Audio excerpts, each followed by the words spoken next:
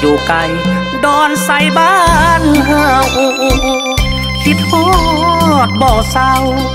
ดอนใส่บ้านเกิดเงินนอนเป็นดอนสุดสวยสูงใหญ่กว้างไกลสุดตาตั้งอยู่กลางสายทลาลมพัดพาเย็นซื่นสุขใจดอนใสแห่งสุขีห่มเย็นสาวดอนนั้นเป็นคนดีและมีน้ำใจ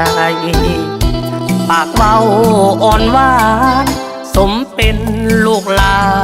นคนดอนฟังลำขับสีพันดอนสุดอ่อนซอนสะอ่อนแท้เด้ดอนใสวิไลด้วยธรรมศาสตร์ดอนเดียละดาบ่อาจจะพันละนาดอนเล็กดอนใหญ่เกาะกายกันจนเลืองลองย้ายตามลำน้ำของพายเหงื่อลงเที่ยวสมสุขใจจากไปแสนไกลใจยังหวังหาบ่ดนดอกนาจะมาเยี่ยมเยือนจนได้หากบุญยังมีโชคดีจะกลับมาไว้มาสร้างสวรรค์ดอนใสให้วิไลหุ่งเฮืองสุขี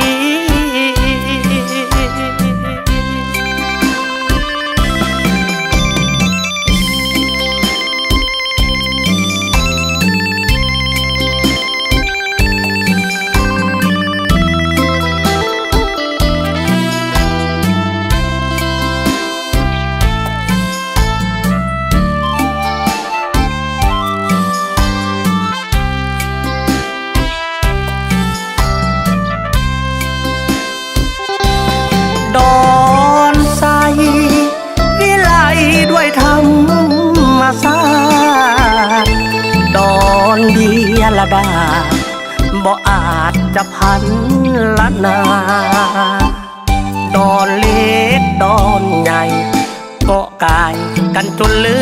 องลองย้ายตามลำน้ำของพายเหงื่อลงเที่ยวสมสุขใจ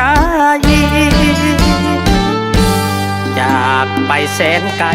ใจยังหวังหาบ่ดนดอกนาจะมาเยี่ยมเยือนจนได้